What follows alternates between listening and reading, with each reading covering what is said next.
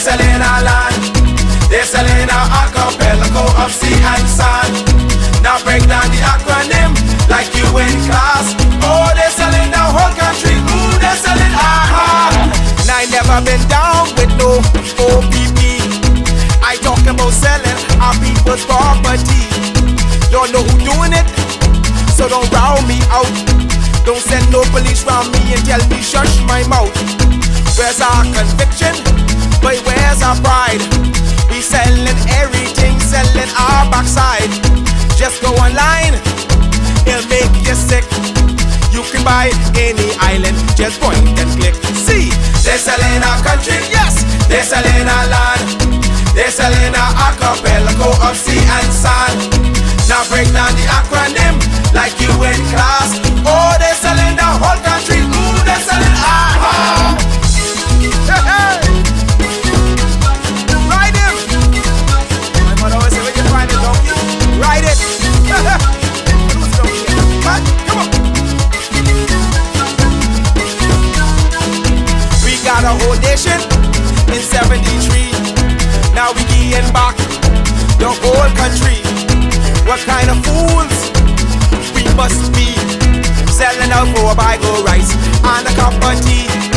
You know what does bug me? Help me understand. I can't find piece of property for under 80 grand. But I can fix this, I know what to do. I can squat just like them other people try make me do. See, they're selling our country, yes, they're selling our land. They're selling our archipelago of sea and sand.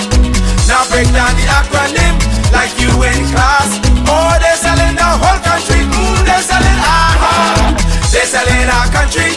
They're selling our land. They're selling our archipelago of sea and sand. Now break down the acronym like you in class. Oh, they're selling the whole country. Ooh, they're selling aha. I get everybody sell some every day.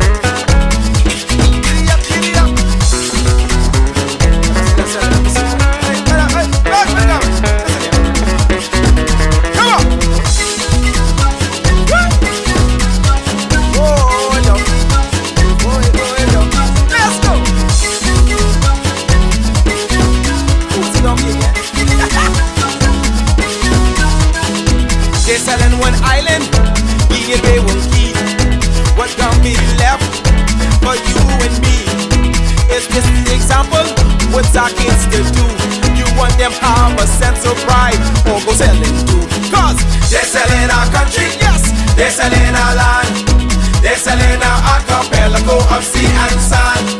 Now break down the acronym like you in class. Oh, they're selling the whole country. Ooh, they're selling aha. They're selling our country, yes, they're selling our land. They're selling our archipelago of sea and sand. Now break down the acronym like you in class.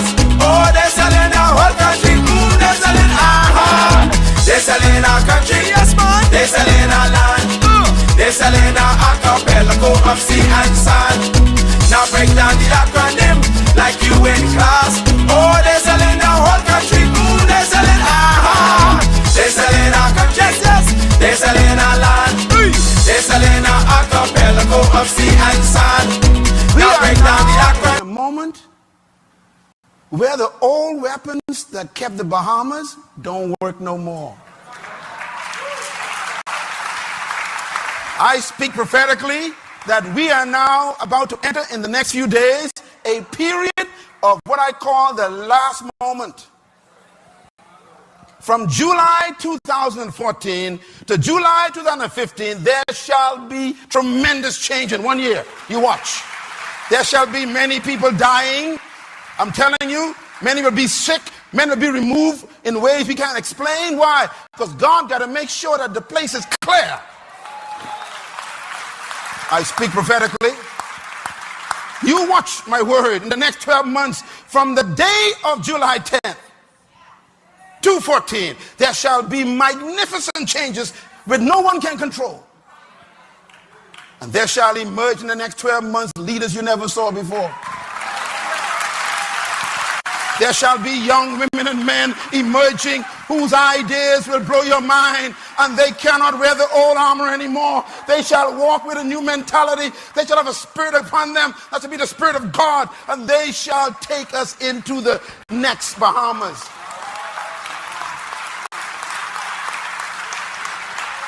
I speak to you with my whole heart that God is saying the time for a new leadership has been birthed. It has arrived.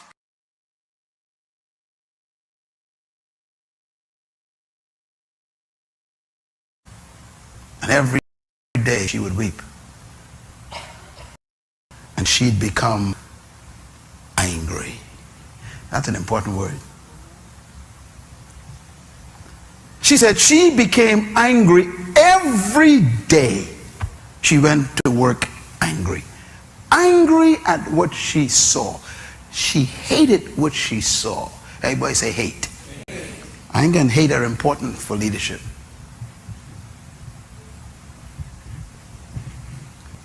All true leaders are angry and they are full of hate. I am one of them. You cannot become a leader until you hate something and you're angry at something. Study the leaders. What makes a person a leader? Something makes them angry.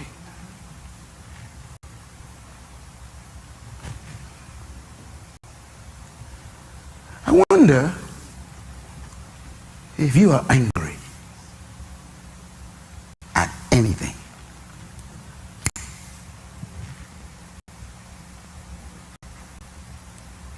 Until you are angry, you are a follower. Until you can stand up in the middle of the House of Assembly, pick up the mace and the crown of the queen and throw it out the window, you ain't a leader yet. There has to be anger.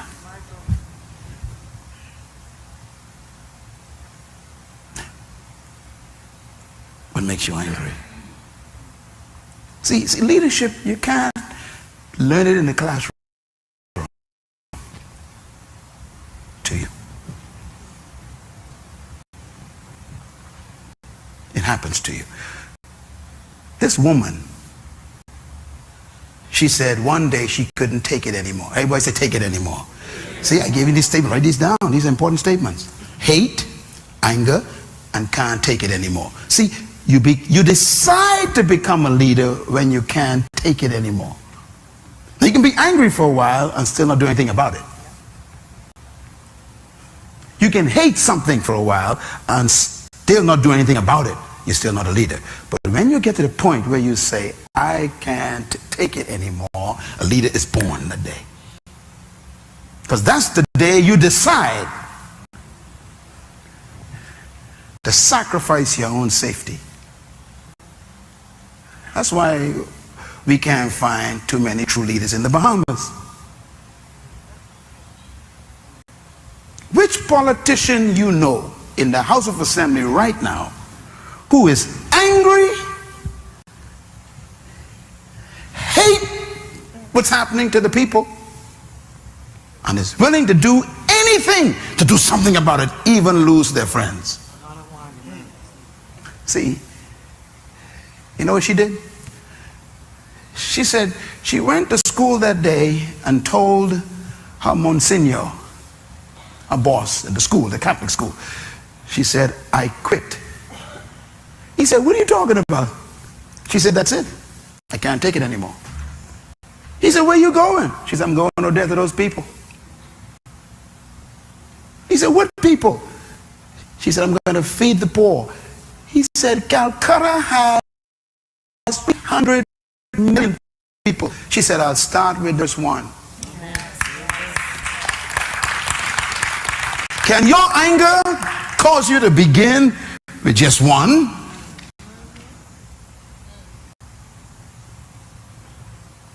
Are you leadership material? Are you willing to go by yourself? Start by yourself with just one? She said, can I have my paycheck, please? And And the priest tried to talk her out of it. She said, no, I can't take it anymore. So he gave her a paycheck, that little woman right there. She took her last paycheck, went to the street, went to the fruit vendor, and spent her entire last check on food. She bought the fruits, the vegetables, took them to the people she walked over, and gave them food in the road. Thus was born Mother Teresa. I wonder if you will take yours check.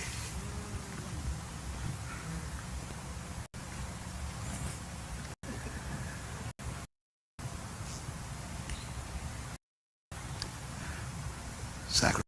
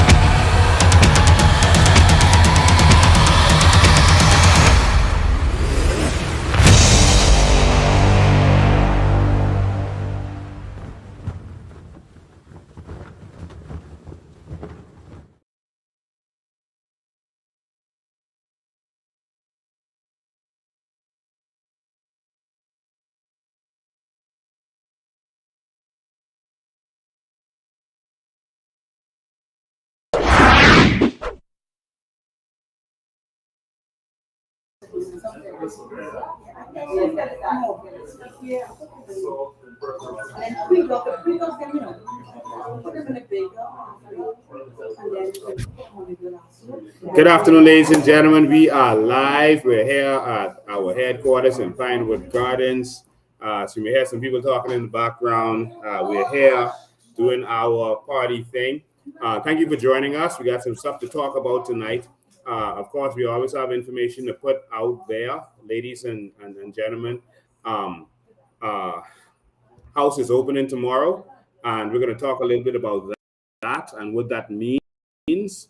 We have a by-election coming with information on how that works and what that means. So we're going to talk a little bit about that.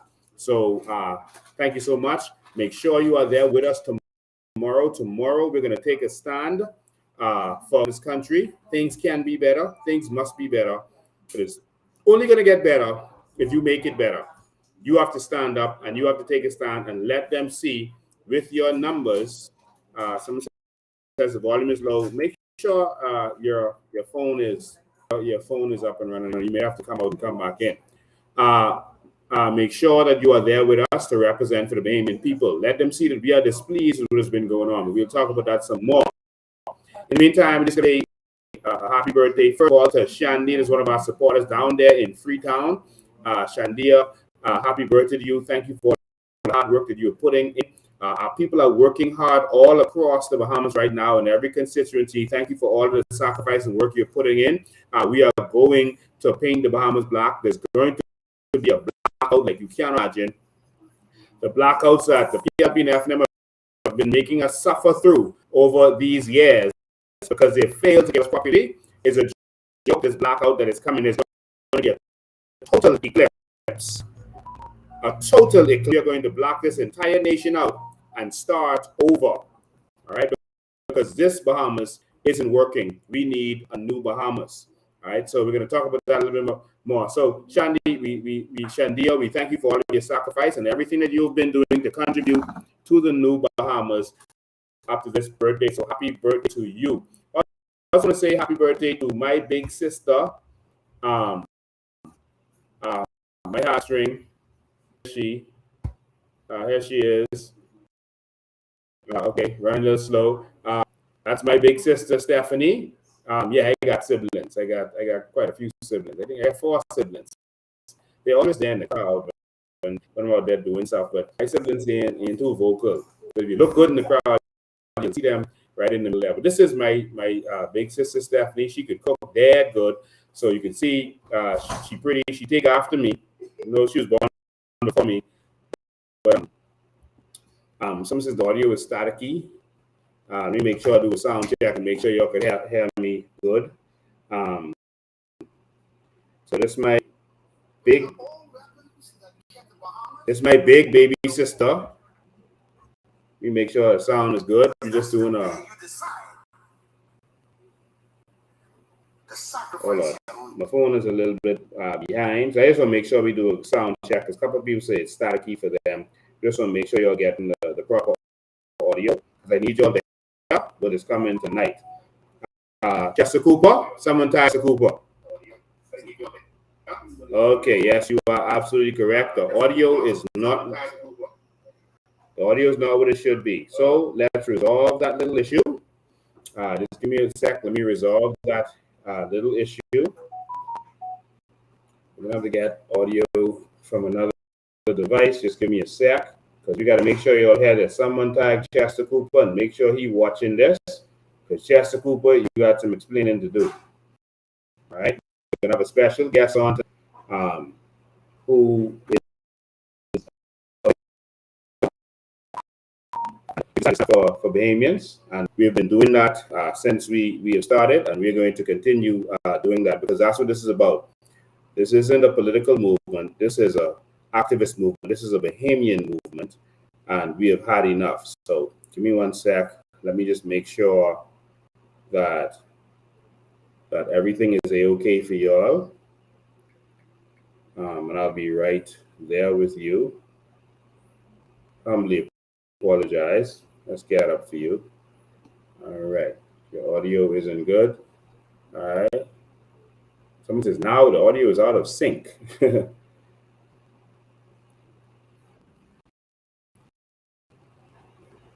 Okay, so we'll get that straight for you in a second. We'll get that straight for you in 1 second. All right, let's see how we can do this for you. There we go. There.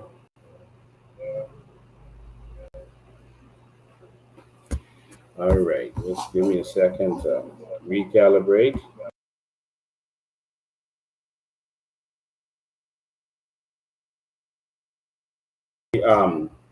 For my engineers who are online with us, please let me know if you can hear us better now. So you should be able to hear much better now. Let me know if you can hear better now. Okay? Okay, I know it's a little delay, so hopefully you can be you can catch up. All right. Okay, someone is clear now. Okay, perfect. All right, so let's keep going. All right. Happy birthday to my big sister. That was my second mummy. Nah, she's my first mummy because my other mummy is gone. And okay, loud and clear. Okay, perfectly. You know, the first car I rode off was her car. I still owe her a car. I was 17-year-old driving car, think I is man. Going to practice with Vision. We used to practice from like 7 till like 1, 2 o'clock in the morning, practicing so we could travel around the world and be the best. Fell asleep behind the wheel going home and rode off the car, broke the steering wheel with my chest and didn't even get a scratch. But I thank you for everything you've contributed to me. God bless you. We love you and enjoy your day.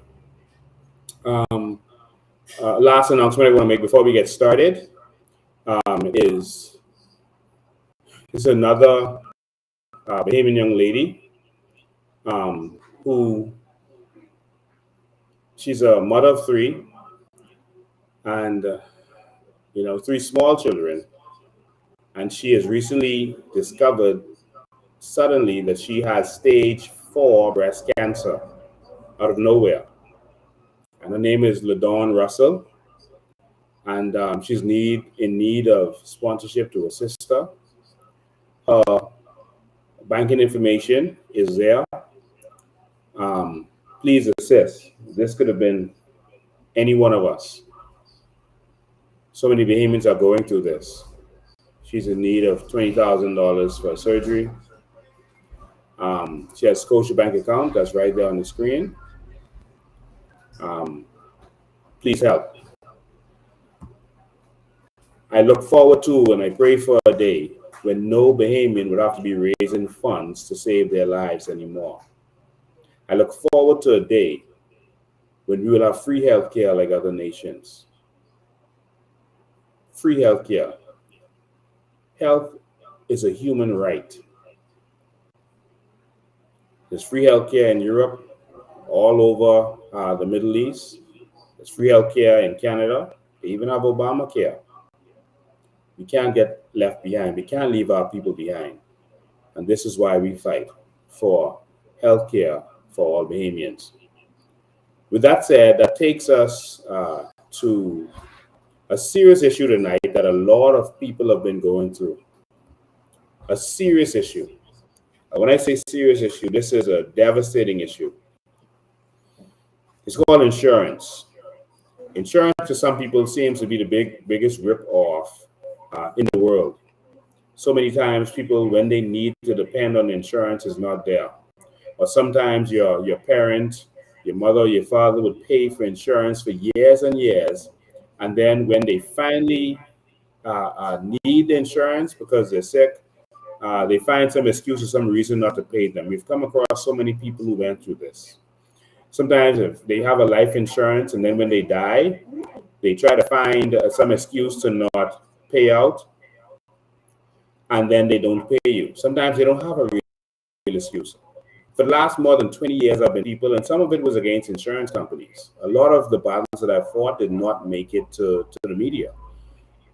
You've had insurance companies that found some excuse that I had one experience where literally a woman failed to declare a regular female infection, and they tried to use it against her when she got cancer to not be able to assist her.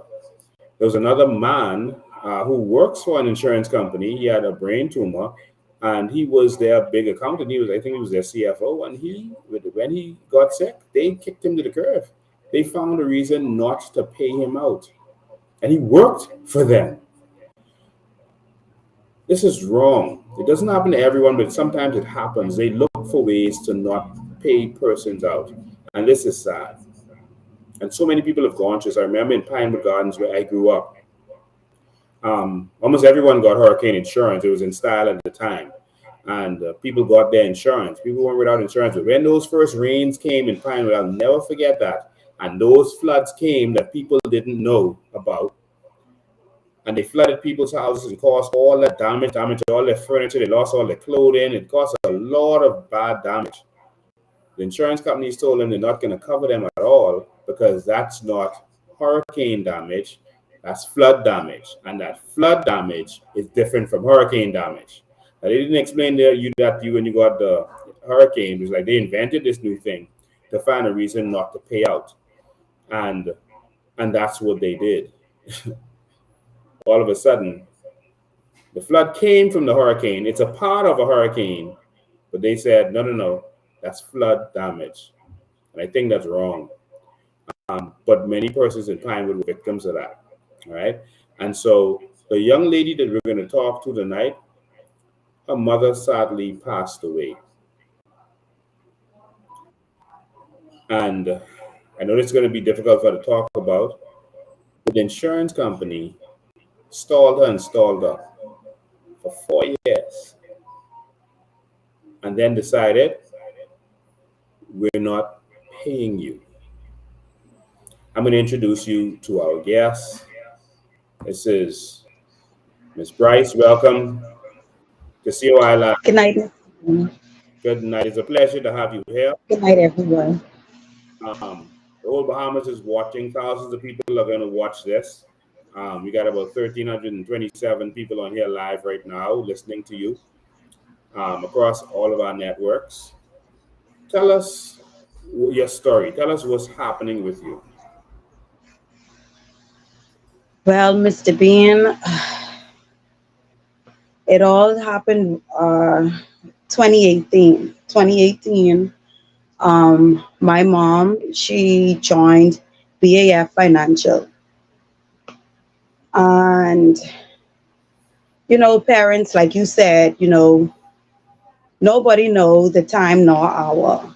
Uh, she didn't know, but, parents, siblings, guardians, whoever, they want to make sure that they leave their family secured or loved ones secured Mm-hmm. when they pass. And since 2018 to now to 2023, BAF Financial has been giving me the runaround. Um, I know personally when you join an insurance, it's a policy and it's a procedure that you must follow through. Okay, she did blood work, urine swab, whatever it was, whatever the procedure was, she did. And they gave her access to it. She got access. So she passed away in 2019. From 2019 to 2023, it was a runaround. Wow. They told me that they were doing investigations, that they would have had to do investigations. Oh, and they didn't help with the burial. They didn't help with the burial. They said that they were going to do investigations. I even went to meetings that they're still doing investigations. They even asked me if I could have gone into the hospitals or whatever other medical facilities that I think that she went to, and if I could get any records of anything. But I told them that uh, like there's no records. It's no records. I don't know. I thought this is what you guys do. I didn't know that they normally tell the family or the beneficiary that they must go and that they must get the records and bring it to them. I'm not aware of that. Wow. But I told them that, you know, I couldn't do it. And then at the time too, I still was grieving. I'm still grieving. And then, 2019 at the ending part and into 2020, we were experiencing COVID. So it was very hard for us for us to go in any medical facility, you know. And it just was a run around until of this year. This year they told me that they called me and they told me that they wanted me to come in, and they said that they were declining me. I said, declining me? I said, you guys are declining me. I thought you guys still were doing investigations.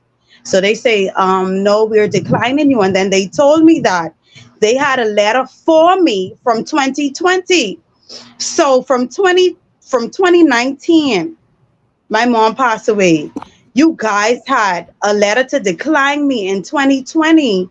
But when we spoke, BAF Financial was telling me that they're still doing investigations.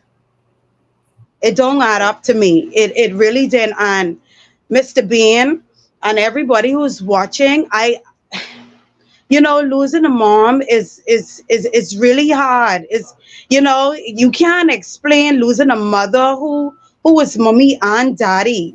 And the runaround they gave me, the treatment they gave me, it was very harsh and it was very cruel. And they told me that I must, come and get the funds that she put in. And that I would have to sign a letter, I guess, stating that I received the funds that she placed in already with the insurance. And something keep nudging me like, do not take it. Don't take it. Don't take it. Don't take it. So I never took it. And I was like, you know what? I can't give up. I have to stand up. I have to fight. I can't give up. I can't let the enemy win like that, because right now BAF Financial is an enemy of mine. You understand what I'm saying? Mm. And I couldn't give up. I couldn't give up. It was like it, Mr. Bean, it was like the Lord was telling me to don't take that money. You're going to get justice. You're going to get the victory. Don't give up. Keep pushing and keep pressing, keep fighting. And I was like, you know what? I'm going to fight despite, life challenges, despite me being in grief, despite the heaviness. I just kept on fighting and I kept on pushing. I kept fighting, I kept pushing, and I heard the voice said, go to Mr. Lincoln Bean. And I said, you know what? I'm gonna do just that. I'm gonna go to Mr. Bean. Because Mr. Bean, I'm gonna be honest with you. Bahamas, I told them that I was going live, I told them like last year. I told them last year, I told them this year as well. I was gonna go live, and they told me that don't go live. It's going to take the process even longer. So I was like, okay, it's going to take the process even longer. But listen now, this is the same insurance company that denied me, Wow. that declined me. So why y'all telling me that the process is going to take longer? It's a lot of mix-upness going on. It's a lot of mix-upness. And I want to look Mr. at your Chester Cooper. documents. Let me pull up your the letters that you got from them. Yes. Let me see what we have here. Okay, this is Tavanji Bryce. All right, this is all right. That's 2023. Let me see. Go to the first document first. Give me one sec. Let me see if I can find the first document. Let me see the oldest document here. Hold on. So we'll pull that up here. Okay. 2020, right? So I think this is the first document. Right. 2020. This from BAF Financial. That's Chester. BAF Financial. That's Chester Cooper. Them. All right. So this Chester Cooper, the Prime Minister's company, and we're having a lot of people in the text saying that they went through the same kind of thing with them. And it has pausing on everything. Wow. All information. Date of issue, August 8, 2018. So she got this in 2018. And date of death, July 2nd, 2019. All right? So that's a year later. She died. So they decided that they're going to, it is BAF Financial and Insurance, BAF Financial Insurance, extend condolences again to you on the loss of a loved one. Kindly accept our apologies for the delay in processing the claim, as additional information pertaining to Juliet Bryce's medical history was being requested. To date, we have not received medical information that confirms the exact date of Ms. Bryce's diagnosis, and only a reference of 2018. Unfortunately, as the policy was issued in 2018, the claim is being denied and a refund made of all premiums paid within.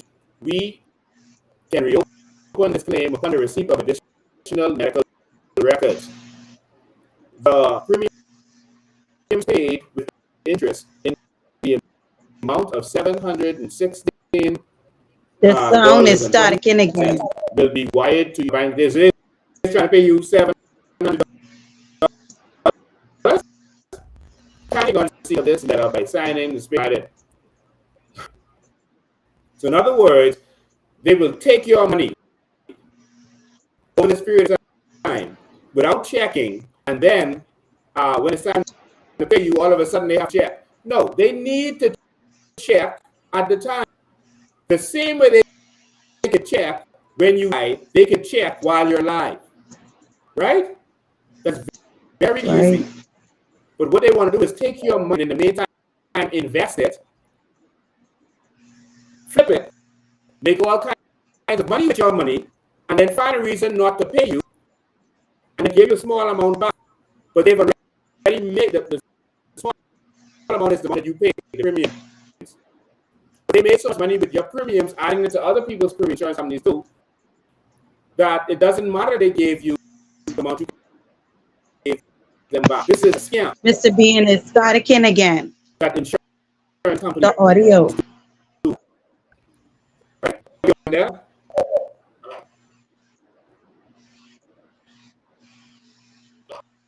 Can you hear me? Okay, start from the audio again.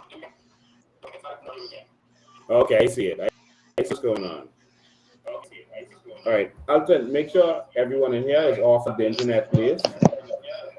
Yeah, make sure everyone is off the internet.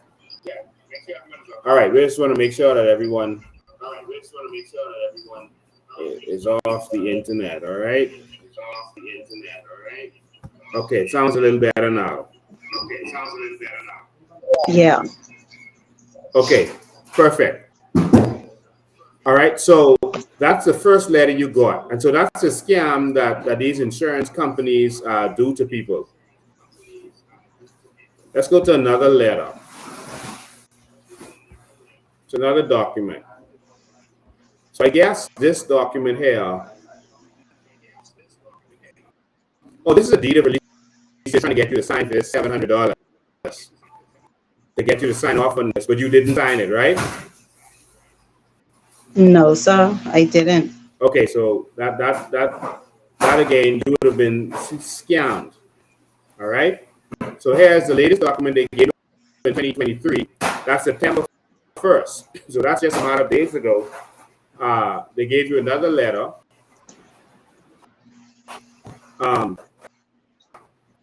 BF Financial and Insurance. So, ladies and gentlemen, you may hear some noise all around me. So we're getting prepared for a lot of stuff. So people are all around me working. So just ignore the noise. We're around me. BF Financial and Insurance Bahamas Limited acknowledges receipt of your recent death claim injury. We wish recent, that's 4 years. We wish to advise that the claim has been denied. Enclosed is a copy of our letter dated December 3rd, 2020. Kindly acknowledge receipt of this letter and its enclosure by signing in the space provided. Now, Chester Cooper did not say to you in this letter why they denied. Why they denied me? Did they say anything about the reason for the denial? The only thing was that they cannot find anything. They cannot find nothing stating that she was sick before she signed with them or after. And it doesn't make sense to me. Wow. Because you guys have a policy and it's a procedure. So no, they didn't say, okay, we went and did some research and we found that she was diagnosed with a disease and then she came to get the insurance. They didn't say that. Nothing. So they had no proof sir. of anything. No, sir. So no proof of anything. And VAF, because I call on him because he is a principal of that company, and as the deputy prime minister, he should be looking out for behavior. Yes, sir. All right. Have you tried to reach out to him? Well, I didn't try to reach out to him. The person who's in position now for him is Mr. Julian Roll. And Right. That's who messaged me. That's who sent me say? those letters. That's who sent me those letters. And they wanted me to come in to have a meeting with them for them telling me that they declined me. I never went. I never went to the meeting because it's foolishness. It's foolishness. So I never went. So I asked him to send me the letter that they stated that they had for me from 2020. I said, send me that letter and then send me the decline letter, the declination letter that you guys were saying that you had for me as well. Wow. So I can read it. So obviously, there's no proof that there was a pre-existing condition. All right. No proof. And even if it was, they took on that risk by giving you insurance. All right. uh, I think that this is wrong, and this is a crime against humanity that continuously happens. But in your case, I think you have a good case and you can fight this. They have not informed you of any reason that they denied you. It's evil and it's wrong, and this is how they enrich themselves. I'm going to advise you to get a good lawyer. This is a Supreme Court matter. What's the premium? Were you supposed to collect on behalf of your mother? They wanted to what they put inside the letter, what you read, that's what they wanted to give me. They wanted to give me that. No, I'm saying you mean the insurance? How You much? mean the life insurance? I think I have it right here with me. Hold on for me. I have it right here with me. It was a 50,000 insurance. They giving you all this hell over $50,000 insurance? What? It's that.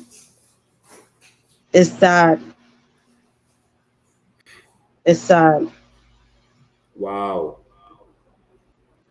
Hmm. Wow.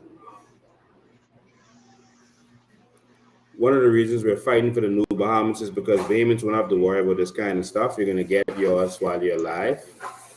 And but in the meantime, insurance companies and banks do this to people because they know most Bahamians don't have the money to sue them or go after them. And I heard of so many instances like this that is mind-blowing, especially from this company. And that's why I decided to let you come on here and speak your experience of what happened. Yes. This company, as you can see, if you look at the comments when you finish this show, you're going to see where a lot of people are saying that they went through similar. All right. Wow. And this has to stop. All right. And like I said, the gentleman is Deputy Prime Minister. He wants to be Prime Minister one day to finish destroy his country. But, he should be looking out for the Bahamian people. But many persons are enriched by the suffering of Bahamians. And so insurance companies have some answering to do in the New Bahamas. So tomorrow, give me a call. Going to give you some advice. You have to get a lawyer to sue them right away. All right. Yes, sir. Public eye. Make sure we know exactly what's going on. Yes. With this company, because other Bahamians are going to be victims of BAF if this is allowed to continue. If they had said, we found medical records that shows that she nothing with cancer, and then afterwards she came to get insurance. Nothing. I would have said, for 4 years. And BAF is in their rights. All right. But the fact that their letter doesn't say that, it shows that that is not the case, and that they're trying to victimize you and hope that you won't make this public. And so we're going to screenshot this also and send this around to the whole Bahamas know that this company that is owned by the Deputy Prime Minister is doing this to Bahamians, and that's how they're getting rich. Wow. Their success, but their success off of the backs of other people. All right, and so that's wrong. So I'm sorry for the pain that was in your mother and the double pain that was put on you by what they did to you. I can tell you experience I had. I used to pay my insurance $6,000 a year. Every single year, I would pay my insurance. And, my son was born and he had some issues and he should have been covered by my insurance. Every year I would pay late because they had an agreement that they were supposed to remind me, because I paid yearly. Whenever they called me, I just wrote a check and just paid whatever it was. And as usual, it was late, like a month late or whatever, because that's normally when they remember to call me, because they know I could pay. I have it. So they'll just call me and I'll send them the $6,000 or whatever it is. And this one year, my son was born and he had some issues. All right. He stopped breathing when he was like 7 hours old. And and he had some issues, and so they were feeling like there was going to be, they would have to pay out for them, so they stopped my insurance. They told me insurance lapse. I was like, what? What? Lapse? I've been paying this insurance for years, Wow. years, and all of a sudden my insurance lapsed because my son born, and I put him on insurance. So, and so I wrote them a letter. I told them that what they were doing was wrong. It was evil. It should not happen, because they agreed to contact me every year. All right. This is a different insurance company, by the way. They contact me every year, and then I would pay. And they've never had a problem with me, not one problem. But all of a sudden, Wow. it was an issue. And I read them the riot act, and then they came back to me and said, okay, you are right. We're going to reinstate the insurance, but we're not going to cover anything to do with your son. Why do they do that? Wow. So they would take your monies now when you need for them to take up for insurance. It's a problem. So wow. When my son was born, I was probably 32, so I probably was paying that insurance probably about 10 years, maybe. I don't know the exact number. So they probably got, over $60,000 or more from me. And then all of yes, sir. And they would have invested that and made much more. They probably made $600,000 from that money, or even more than that, probably $1 million from they invested. And that's shameful, Yes, it is. It's horrible. So that's what they do. So they use your money as a cash cow in order to invest, to make more money, invest on the market, and make investments to make more money. And then they find reasons not to pay you out. So Chester Cooper needs to answer. And so we're going to give him Mr. Bean. Wrong that I don't know. I don't know if other insurance companies over here, but BAF Financial, they really did it to me. They really shove a nail through my heart. It really was. It was a process. It was something. Wow. And for other Bahamian people to go through stuff like that it's sad. Wow. It's sad. It's sad. It really is. I'm still grieving. And it's sad that you had to go through this, but we had to tell your story because many Bahamians are going through this right now. And I'd advise any Bahamian out there, if you see BAF, think twice. Based on the Bahamians that I've heard have their stories. Now, they may operate good. Some people might have had good experience with them, but there are too many Bahamians who have had bad experiences. All right. And so they may feel that they're right. All right. They may feel that they're right for what they're doing, but I don't see how they could feel they're right in your case. They know. No. If they had any right, they would have said in that letter, we've discovered they would have said it. And yes, sir. We are not paying. Yes, sir. Yes, sir. All right. Because when they send me the letter, they say your insurance lapse. You were late, and literally, I was like a few weeks late. And they lost my insurance because they just didn't want me to pay.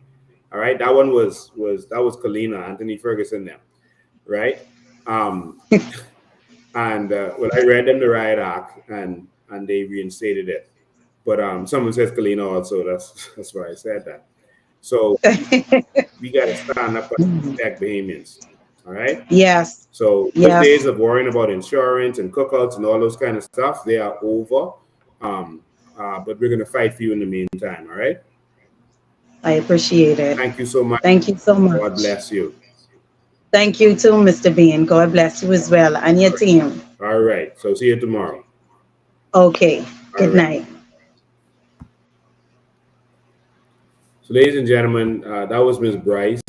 That's a Bahamian who was a victim of the insurance companies in this country. That one was Chester Cooper, because we've been having so much complaints about that, and he's pretending to be this I guess upright person. I mean, he is a good guy, but the amount of things that I've seen, papers that people have brought to me, et cetera, no. Bahamians go through so much in this country. They treat us like nothing, because they know you can't fight. They treat you like nothing.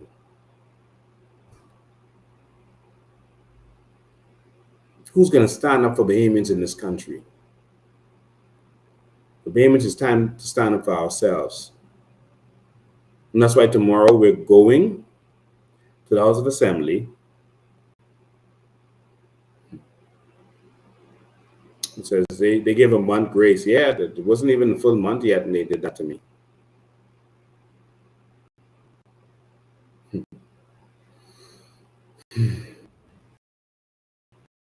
Tomorrow we're going to stand up because nothing in this country works and nothing is adding up.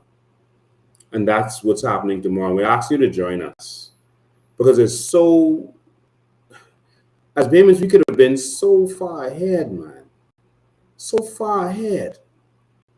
But we're literally in a country where nothing works. The banks rape us every day because who's going to stand up and fight for us? The lawyers want to get bank jobs. They want to be able to deal with the bank dealing with mortgages, so they don't want to get on the blacklist, so they're not going to fight and sue the banks. I had one person who I fought for, and again, a lot of stuff I fight for doesn't make the papers. I had one person who I fought for.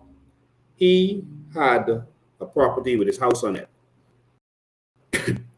All right. He had a property with his house and an extra property. He used it as collateral to get another house in a gated community, right?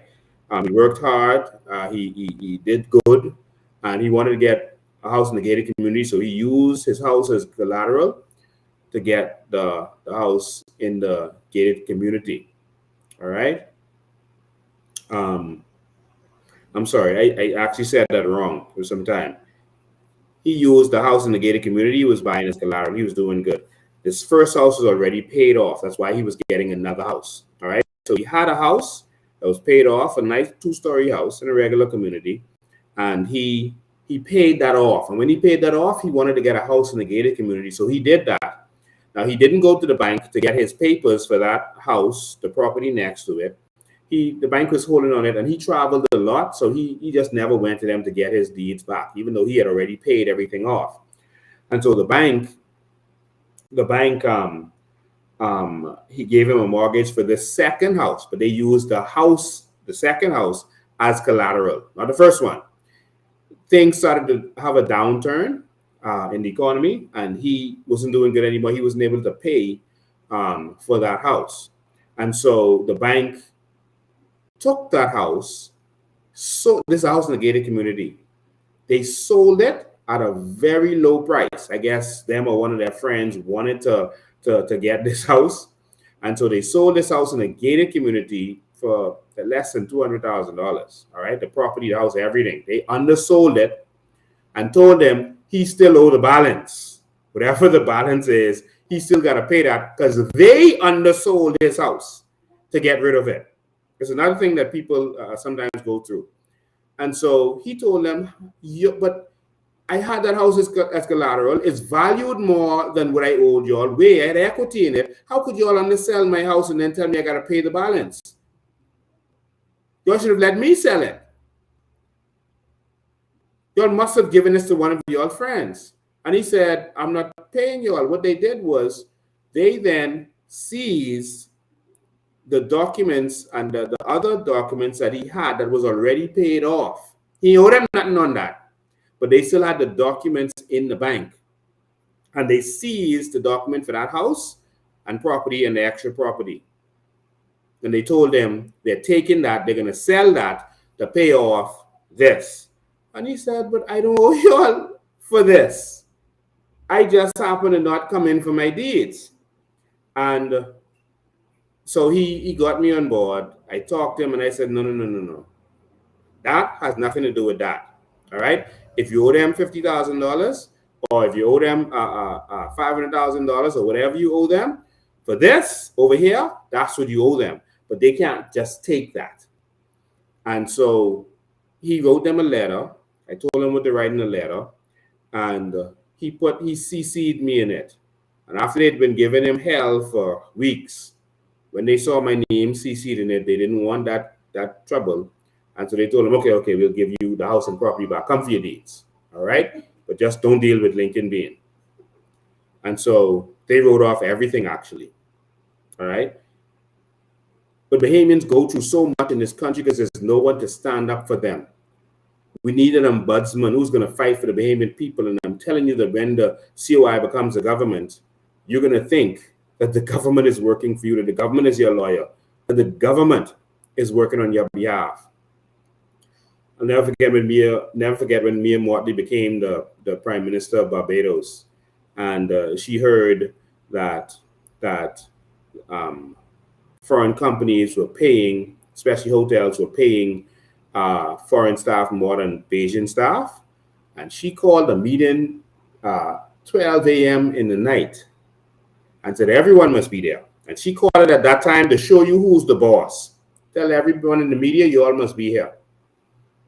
And she, at 12 a.m. in the night, did a speech and told them that you are a guest in our country and you are going to treat our people with respect. That's Mia Mottley, who Brave Davis tries to copy all the time and tries to look legitimate like her. But he doesn't have the courage that she has. She told them that you are guests in our country. And if you are going to pay any foreigner more than you're going to pay a Bayesian, then you are going to leave our country. It's simple as that. We can have leadership that respects our people and that stands up for our people and does not let our people be abused. We have another airline company that had people working for 30 years and they have no pension. So when they retire now, there's nothing to get. No one in our government thought to make these foreign companies have a pension plan. So that when these persons retire from that work, they can get a pension from all the work and money that they've made for that company. Who is going to fight for Bahamians? Well, I'm putting it to you that it's time for Bahamians to fight for themselves.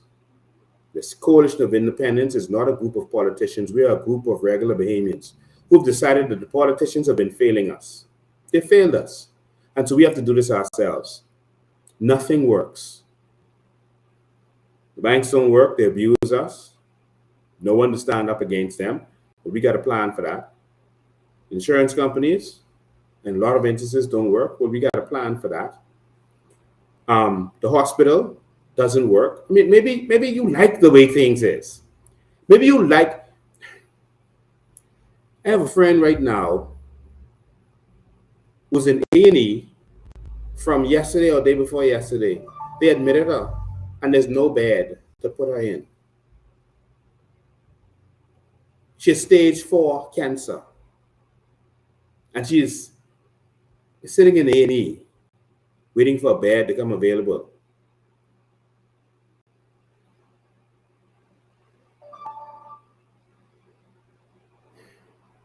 $50 years, and they couldn't even build a hospital for us.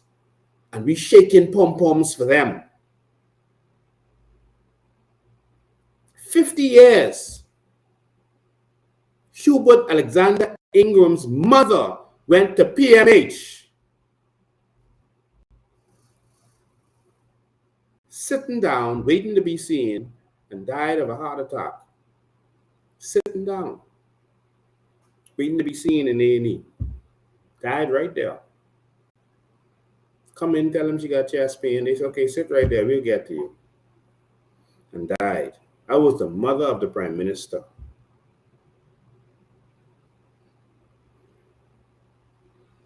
We've had health ministers who are doctors, who have worked in the hospital. Dwayne Sands, what have you done to improve the state of the hospital? Nothing. Hubert Alexander Minnis, you are a doctor, for Christ's sake. You would think that if one thing you would have improved, it would have been the hospitals.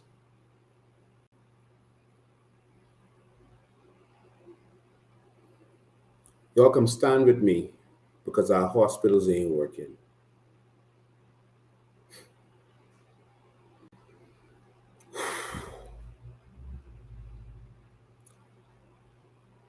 Our electricity isn't working. They're charging you through the roof. 3 times. It's the fuel surcharge. It's not the regular electricity. It's the fuel surcharge that is going up increasingly. When for the last year, the oil prices on the market was going down.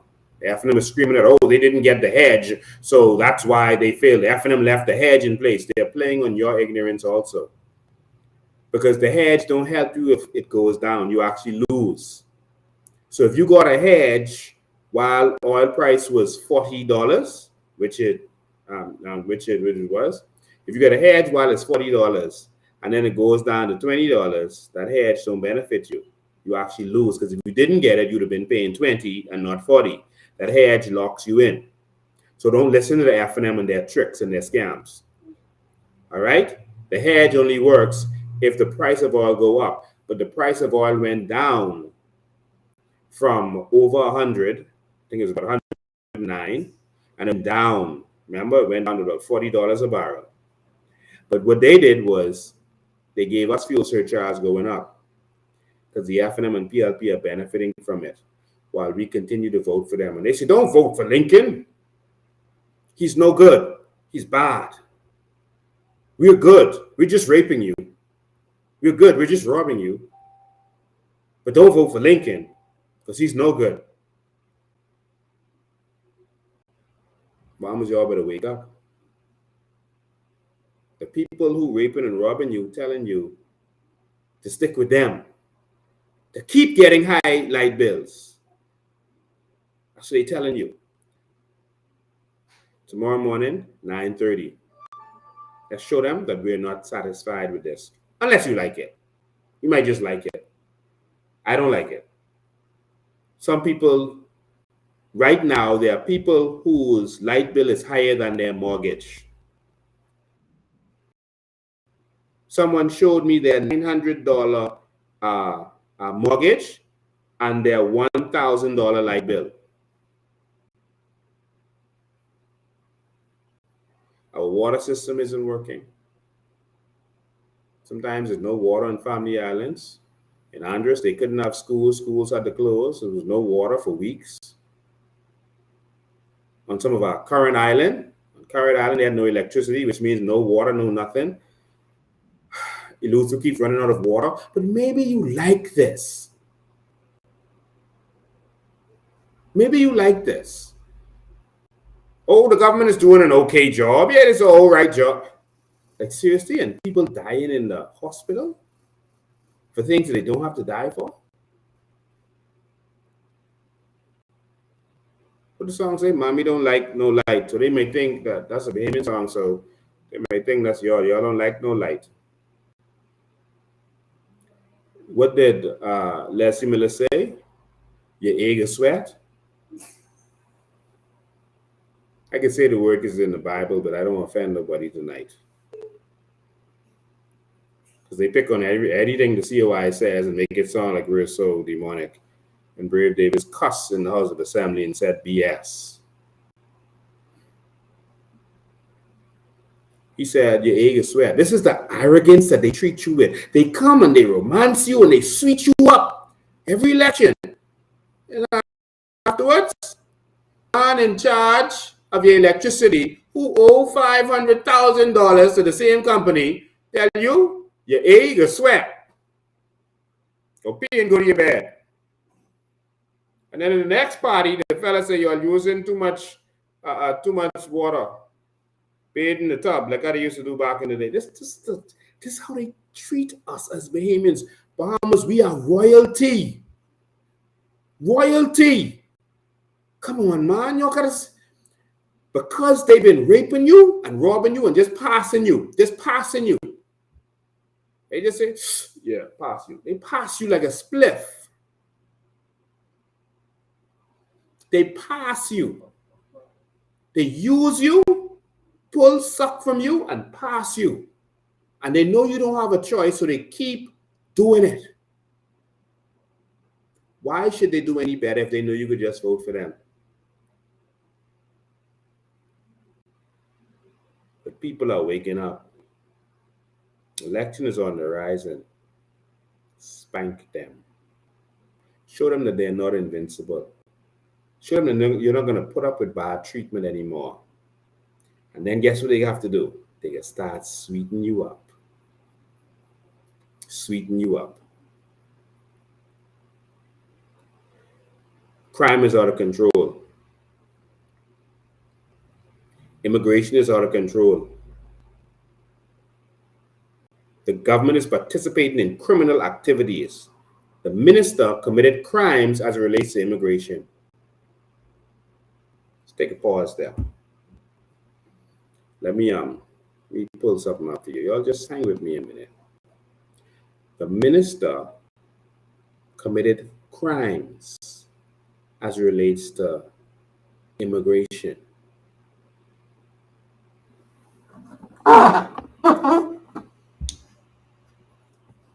The minister committed crimes as it relates to immigration. Sure. Just give me a sec. Pull this up for you. While it's coming up, immigration is out of control. We can't get no ground land. Why we can't get no ground land? Still, but you might like that. Ladies and gentlemen, talk to your family and friends. It's time to stand up. Talk to them. Tell them it's time to stop being fooled. I had an experience in Grand Bahama recently. 85-year-old woman called me.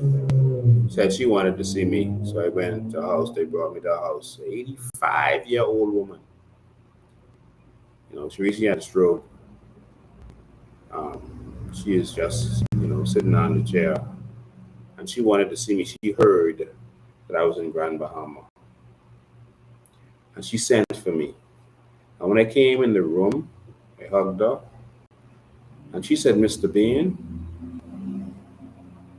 she said, I'm a stalwart counselor of the Progressive Liberal Party and only the Progressive Liberal Party I have ever voted for. Only them.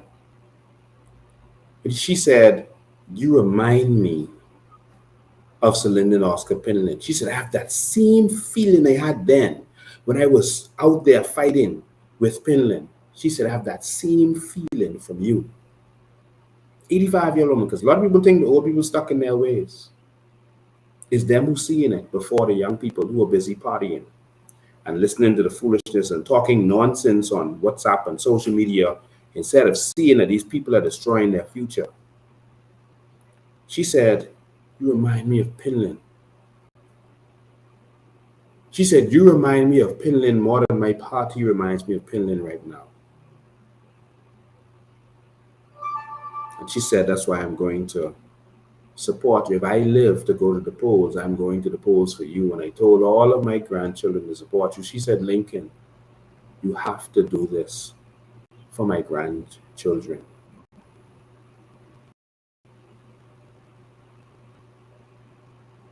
And this is why I fight. She continue to stand up. The more they fight, the more you win. The more they fight you, the more you will win. The old lady told me that the people out here can see the truth. We saw you standing up on Parliament, and we saw the police attack you. And worst of all, we saw the media cover the story differently than it actually happened. We saw the media make it look like you all was out there being rebels and troublesome. But the whole thing was right there for everyone to see that you all was out there peaceful and the man attacked you. She said, stand firm and do this for our grandchildren. Another elderly lady in Grand Bahama told me, she was about 75, almost heading for 80.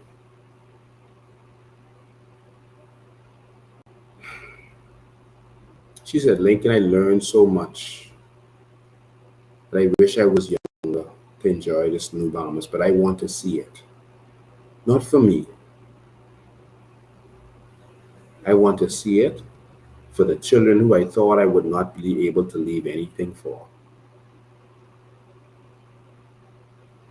This was another stalwart counselor.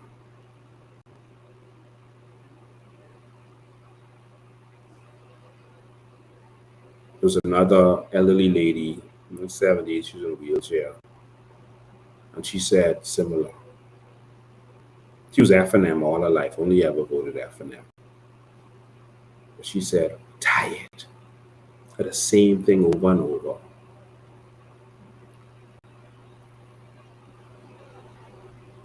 And the first elderly lady said to me, said, Lincoln, she said, God always makes a move for the people, but the people can vote wrong. And if they vote wrong, they get punished. You just make sure you are obedient. If they vote for foolishness, then that's on them. If they pick Barabbas, that's on them. Let them suffer. But she said, I don't want my grandchildren to suffer. So for everyone I get to talk to, in my invalid state, I can talk to them. But I hope the Bahamas wakes up.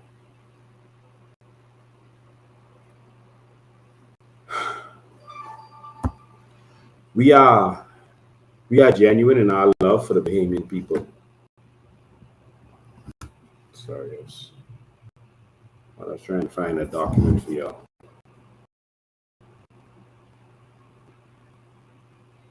We are genuine in our love for the Bahamian people. Genuine. We love our people.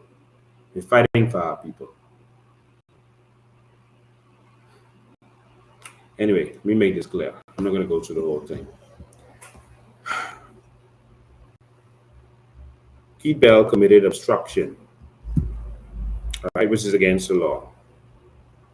An immigration officer has the same powers and authority as a police officer. So if you obstruct him in his duty, if you deceive him in his duties, you committed a crime. If you obstruct him, and what Keith Bell did was obstruction, in my opinion. By calling them and lying and saying that the Deputy Prime Minister says that these Bahamas Investment Authority gave these people their papers, so they have their permit. Now, the immigration officer hearing that knew that was impossible because they know the Bahamas Investment Authority can't give no permit, work permit. But he obstructed, and that is a crime. It's against the law. And he committed a bunch of other crimes. We can't allow this to happen in our country. We can sit down and let happen. No, we can't let this happen. I've been talking for quite a while. I want you to be able to chime in. We're going to Rawson Square tomorrow night. Why we're going? Because nothing works. That's why we're going. Because nothing works. Someone asked me, what for what? What are you going to Bay Street for? What are you going to Bay Street for? Because they stole our sovereign wealth fund. Because they stole our carbon credits. The carbon credits were $156 billion. And you're going to seriously sit down and let them just take it? They're having a meeting hosted by Anthony Ferguson on Thursday to talk about how the carbon credits is worth billions, but you can't get none of it. None for you. What Brave say? That sounds sexy to say, give the people a part of it, but what we could do is we could pay off the debt and we could eventually lower taxes. Because they feel the Bahamians so stupid. Perry said it. He just told you, well, we need to do VAT to pay the debt. So just say debt and people will just let you do anything.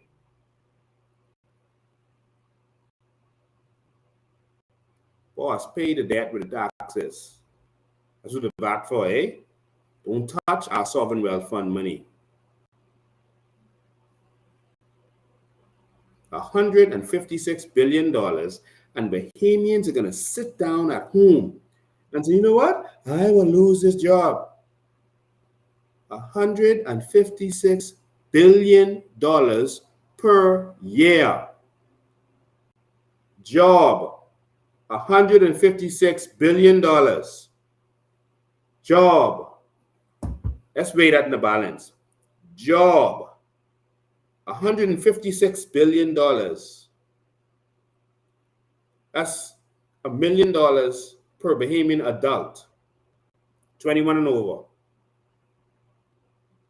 All right, let me put this in perspective for you. If someone said to you, come, don't go to work today and collect $1 million, you could tell them, I gotta work, man. $1 million? Oh, no, man. I can't fool with that. No, man. I got mortgage. I got school fee. I got $1 million. No. Like, what have they done to our brains? This is not my words.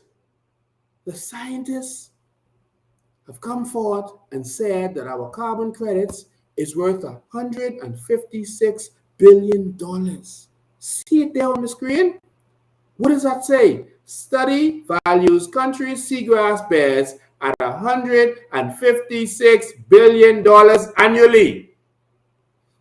Ex-BNT Director Eric Carey says numbers signal huge potential. Huge? Huge? That's adjective? That's bigger than huge. You need to invent another word.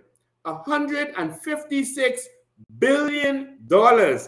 And you got to go to work while Brave took this thing and put it in the name of the Prime Minister? That he has to answer to nobody? Every single act that they implement, every act. I wanted to show you this tonight, but I went too long.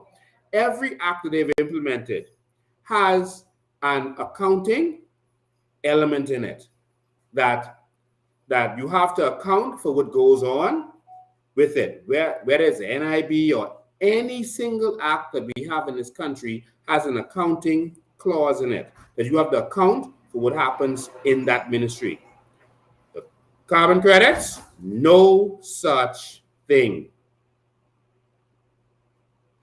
So listen, y'all go to work, man. Go to work. I could be on Russell Square. All right? Let me put that in perspective for you again. This ain't my words. All right? $156 billion. Huge potential.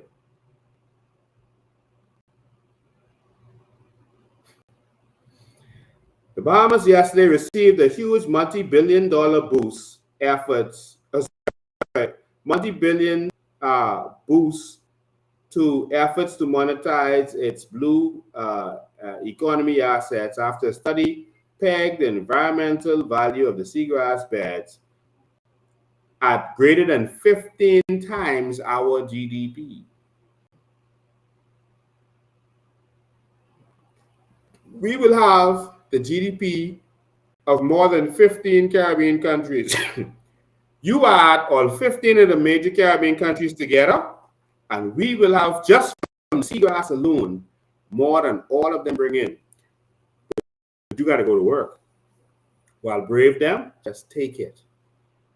See, because they know Bahamians don't really understand it. They don't know really what it is. And so they want you, in your ignorance, to just not accept it.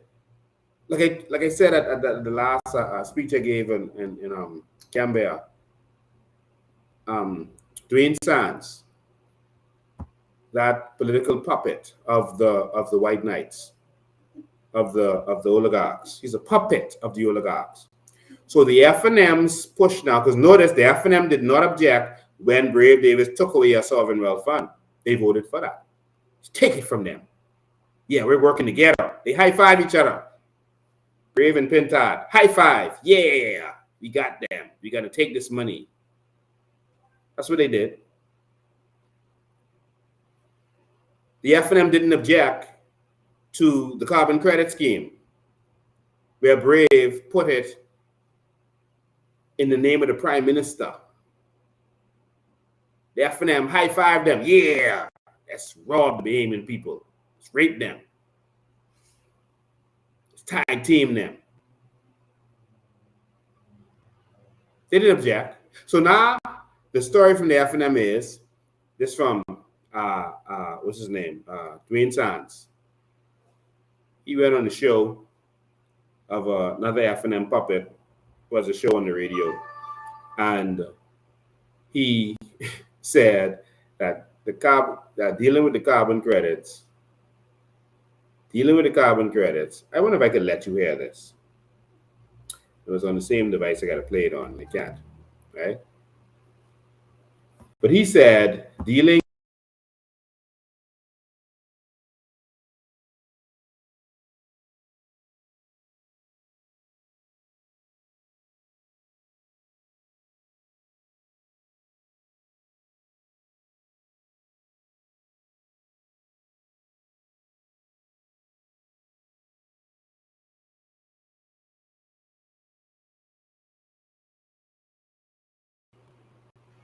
Sorry about that. They said the sound was gone just now. The sound is gone. I'm sorry.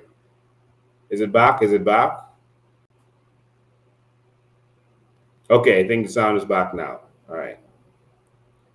Is it back? It's back? Okay, is it back? Is the sound there? Is it there? Yes, it's back. Okay, perfect. So what he's saying is that, I'll start over. The carbon credits is like taking money, taking this billions of dollars from these. So they're admitting it's real, you know. There's this billions of dollars to get. See, because of our fight, we have forced them to admit. First, they were lying to you, telling you we were selling dreams. There was nothing. This is a scheme. This is a lie. It's a scam. Don't listen to him.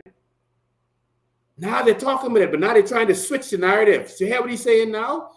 He's saying this is like selling your soul, like selling out, because you're going to take these billions of dollars from these foreign countries and companies so that they could keep polluting the airwaves, and then you're still going to have the effects. That's what the new F&M talk is. Because they can't deny that it's real anymore, because it's out there and people have already started reading up on it themselves, and more Bahamians are understanding that this thing is real and is out there, and we have money just to get free money. Although that sounds crazy. Free money, not free because we paid the price for it. But that fool who is just trying to keep you poor so the oligarchs could stay rich, what they are trying to trick you on is that with the carbon credits, for example, BEC right now is putting bunker C smoke into the air. They are polluting the air right now, BEC, filling the atmosphere with carbon. So if one of those companies or countries buys us a solar power plant, say for $90 million worth of carbon credits, which they will get for buying that for us, that's enough to power the whole of New Providence. Now we don't have any smokestacks going in the air. Pollution is done. And so instead of them doing that pollution, the pollution is taken away from us. You understand? So they're dirty in their air, still to a certain extent, but the air is now clean because we're not putting we're not adding to it. If they hadn't done that, they would have been putting the carbon into the air, and we would have been putting the carbon in the air. Now we're not putting carbon in the air, so we have protected the environment. Do you see the difference? That makes sense to everybody, right? So instead of us and them polluting the air, now they do something to cause carbon to be removed, and so it takes away, and their money, the profits they would have made from it, those profits go to us. Also, the profits that they would have made, they can buy carbon credits from us, and we could use the money to build hurricane shelters, for example. Hurricane shelters that we don't have right now. because we have no vision. We could have a hurricane shelter on every island. We're talking about billions of dollars. So the carbon credits would pay for that. Proper sea walls, breakers out to sea to affect the waves that's taking the road in our beaches and all that right now. There's so much that we can do. A big 40% of our debt, they say, is from hurricanes. And so that's about if the debt is about $10 billion, that means about $4 to $5 billion is from hurricane damage. All right, and the debt is more than 10 billion. I don't know why they're saying that, but they just call it numbers. So about $4 to $5 billion is from hurricanes. We could get that from carbon credits the first week.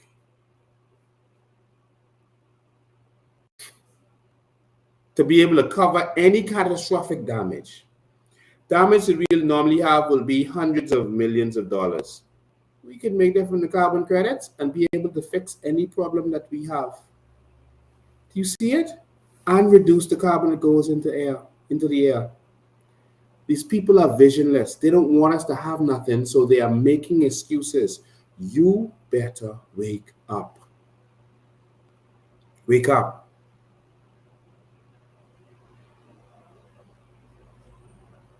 So just give us our money and link it will calm down. I'm a very calm person, but I'm a very passionate person. If someone is stealing from your children right in front of you, won't you get passionate? If you walk outside and someone is in your car and you see them with their head in your car and you know your purse is in there, won't you get passionate? There's a time for everything. Like Dr. Miles said, you only follow angry leaders because that's the only ones who will bring change. You follow leaders who hate what's going on because that's the only ones who are going to bring change. Let me open the phone line, so make sure I talk to you before we end this. 803-5995 is the number. 803-5995. 803-5995. That's the regular number. Let me I hope. Tell me if the song goes off. I don't know. I'm sorry. The sound should be on. Good evening, you're live. I am awesome. How you doing? Yes, go ahead. Every day we wake up, I thank God for you, brother. Thank you, man. Let me ask you a question. This name ring a bell to you? Hold on for me. Where's the name now? Ricardo Thurston? Ricardo Thurston, yes, it does. Well, some stuff was sent in the room tonight in reference to carbon credits. It's about almost 40 minutes long in different parts. Somebody sent it in the room. And he break down everything that was going on, and he explained carbon credits to me. I'm fully aware now what's going on, right? Yes. So I have a lot of people on my Snapchat, so I actually send it out to everybody. The dumb and the idiot ones had a problem with listening to it. Some people even call me there and here, they say, all right, brother, just don't forget, when you start benefiting, go back to this voice note when I send you, and I tell you, you will regret it. See, some Bahamians are just so silly. See, education don't play, Lincoln. Education don't play. Once you educate it, they can't do nothing with you. Yeah. And for the years I've been following you, the education I have, I sat down today and I spoke to a PLP general today. One of the persons who walk with a PLP. And you know what they said to me? Well, you need to go run. I said, no, I need to run, bro. All you need to do is go and educate yourself on what's going on. They can be out there full force tomorrow. Thank you, man. Full force. I have a slight surgery. I had a slight surgery. I may not be as strong as I want to. I just pray the brothers up my back, but I can be out there full force tomorrow. Thank you, man. I appreciate that. I can see you tomorrow. All right. See you tomorrow, man. Good evening. You're live. Good evening. Good night, hello. Good evening. Good evening. Good evening. My president, how are you? I am alive. How you doing? I'm blessed and highly favored. Listen, I wanted to say, MP, PM, I need my money. You and your trees in this cabinet, I need my money. Yeah. Nothing works in the Bahamas, and my money is coming from that 156 billion you got there because you're a thief. Mm-hmm. Secondly, the carbon credits are the Bahamian people own. It don't belong to you. Exactly. Natural resources, none of them belong to you. And I will fight until I die against that. Because you know why? My children, my grandchildren, and my great-grandchildren to come have to get a piece of that. Yeah. Bahamians can't get land. The hospitals, everything should be free for Bahamians, and we're not getting that. Exactly. I want people to know that the public service didn't pay the 52-day workers. They're paid on Friday. People are hurting. People have to borrow money to give their children food to eat, no grocery in the house, and they're still going to work. And this government could celebrate 50 years, and they shorten the people while they're getting paid. They're getting allowances. They're getting vacation. Their staff are being paid. They're people who driving them up and down. They're getting kickbacks from everything in this country. Yes. And you can't pay the people who are in need, the 52 workers. I done talked about 5 people today. People can't even get their back pay, Lincoln. Wow. In the country. Because the government playing around and dipping up in the money, and the cabinet is agreeing with them. Yeah. My last thing I want to say, no to the Bahamian, oh Lord, the defense force them going to Haiti to fight. Hell no. Y'all rise up against that. And yes, me and my family will be downtown. And my last important point, Fred Mitchell made a statement, and he talked about how he rejecting the gospel, how he is fighting for Haiti. He needs to be concerned with the government, what is paying him in the House of Parliament now, than worrying about Haiti. He needs to be concerned about what is going on with the Bahamian people. Stop agitating for Haitians. You live here. Yeah. Our tax dollars are paying you in that house. So when you get your skin up, you represent the Bahamas. Yeah. I disagree with you, sir. MP Mitchell. Hell no. Wow. Time for that. Our Bahamians should not go and fight another war. And these defense force officers, you all rise up if you all ain't one king. Rise up. Stop sitting down and getting things shoved down in your throats. Because I'm not settling. I'm going to be there and I want my money. I going out there for my money for my children. Yeah. I don't know about you all, Bahamians. Everybody asking you online, but what are you going for? I'm going for my money. And I want it now. Well, I going for mine. So meet me out there. I am there to support you, me and my family. Blessings. Thank you. God bless you. Defense force officers, you all need to rise up. Call, I'm coming right now. You all need to rise up and fight against that. That's not our problem. We need to be defending our borders, not the borders of someone else. Defend our country. Let them deal with what they have to deal with. All right? If one defense force officer dies in Haiti, I would consider that murder by the government because we don't have to be there. You are putting them in harm's way like David put Uriah in harm's way. God said that David killed that man by putting him in harm's way for his own selfish purposes. He killed him for his selfish purposes. So that Brave Davis and the PLP can continue to rape us and take from us and rape the Haitians that they're making all this money from who are coming over here. Because that's all they're doing with them, raping them. So they can continue to do that. They're going to put our officers in harm's way, I would consider that murder. Those people on the 62-week program, the 52-week program, have not been paid. This chump change, you know. This show you the government in trouble. This chump change. Let me put this in perspective for you. If it's 1,000 of them, which is not, it's nowhere near that. If it's 1,000 of them on that 52-week program, they're on minimum wage. That's $260. How much that is, they would owe all of them for the week. That's only $260,000. This ain't no money we talking about. This small money. Probably in a month, that's about $1 million.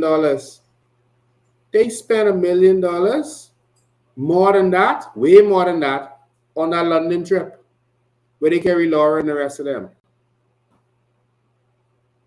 They balling and partying while y'all suffering and can't send your children to school. Y'all come out tomorrow, please. Let me get this call out before I finish. Good evening, you're live. Good evening, Mr. President. How are you this evening? I am awesome. Awesome. I have something else bring to the table besides the foolishness that's going on in Haiti and all that. I passed Bay Street today, and when I was driving down Bay Street, I saw a catchment tent straight across the street with some glass doors, air conditioned, and the furniture in there, gold and white and black, I think it is. Beautiful. I mean, top-notch stuff in this place. What? That for us? That's the welcoming tent for us. That could be our waiting area. My question is, a few months back, I had to go to the South Beach Clinic to take my mom to the South Beach Clinic. Mm-hmm. And we were outside in the rain behind the library, under a tent where the doctors normally be, but wasn't no tent over where we were, because the little tent had like a lot of enough people there that was an overflow, so we had to sit under the tree. What? It was raining. In the rain? In the rain. Like in the Bahamas, we sitting under a tree to go to. Man, you talking about sub-Saharan Africa? No, behind the No, man, I will never believe that the New Day government and Philip Brave Davis, who say he care for people, will have people under the tree at a clinic waiting to see a doctor. You're listening carefully.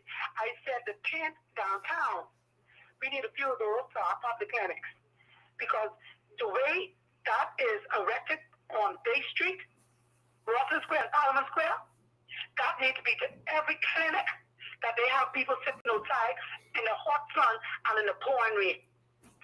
I think we really need a rude awakening in this country, because it's atrocious for us to be under the tree, in the hot sun, in the storm and the rain, and we have the Parliament Square and Russell Square locked out with air conditioning.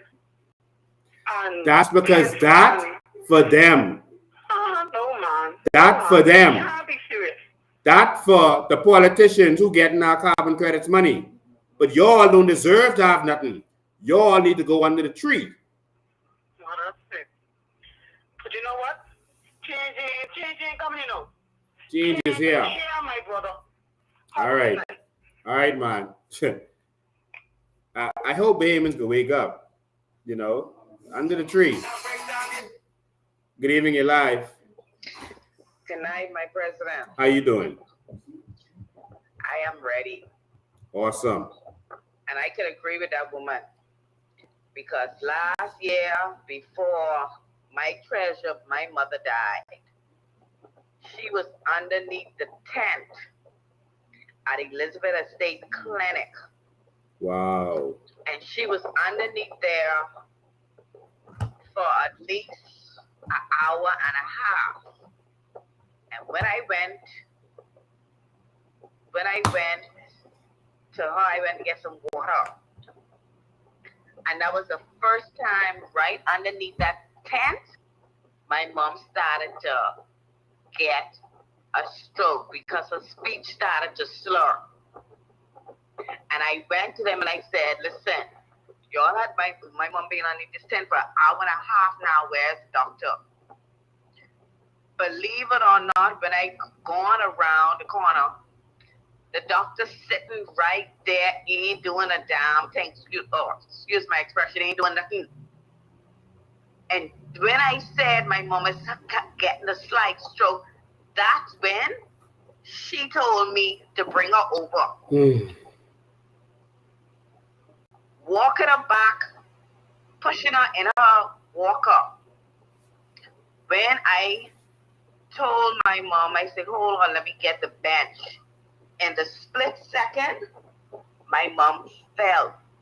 Wow. That's because that I see being under that hot tent, and the doctor was right there, not doing anything, but they have behemoths, they're suffering. That same fall created demise why my mom is gone today, because guess what? When they even try to check her out, whatever, they check the right leg and not the left leg. When her autopsy, they said her left femur was broken. They didn't even do the proper care to know. So therefore, with her femur being broken, she ended up developing blood clots. And once you develop blood clots, it starts moving all over your body, and you start having heart issues with your arteries, this thing in your lungs, and all those different stuff from that same fall underneath that tent for an hour and a half. And they caused that. But they don't care about the gaming people. So y'all behemoths over there, if y'all want to talk about colors, y'all stay right there. It ain't stop and tell us be one of y'all loved one. And my mom is gone today, being underneath that tent from developing a minor stroke. So y'all sit around and think they care about y'all. The guests are annoyed and pissed off because they're asking people on Bay Street different things and they cannot speak English. One lady came over the other day, she was from 1997, she was coming over here. And she said the Bahamas is no more. She would never come back. Wow. Because so much people on Bay Street that cannot speak and answer questions. So y'all stay right in your home and worry about these work. Y'all need to come out tomorrow. All right. Thank you for your call. Shoot. I went to Harbor Island. I couldn't believe what Harbor Island has come to. I mean, just mind-blowing to see what Harbor Island has come to. The beautiful Harbor Island. I mean, this is...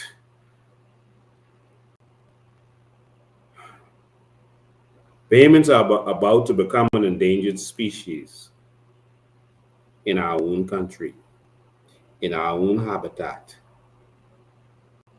We are being choked out by legal and illegal foreigners, and we're going to be outnumbered shortly.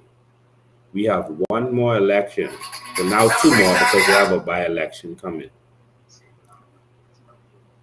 Beautiful hour. Good evening. You're live. Good evening, Mr. Lincoln. How are you? I'm awesome, man. First and foremost, let me commend you for the great job that you're doing. Thank you, man. But Lincoln, I call in tonight because, you know, it really disturbed me. The other day, I went to Eleuthera for the first time in my life, Lincoln. Lincoln, I kid you not. During my time in Eleuthera, I saw more Haitians than Bahamians. Yes. I couldn't believe it. Yes. Then I went to Abaco for my first time last week, Lincoln. I drove almost all over Abaco, Lincoln. Haitian more than locals. I could not believe it. Something has to be done, man. And I see Nassau look like it's soon be overthrown by them too. But be blessed, my brother. I hope you get in power to do something about that major issue. Yeah, man. Thank you too, man.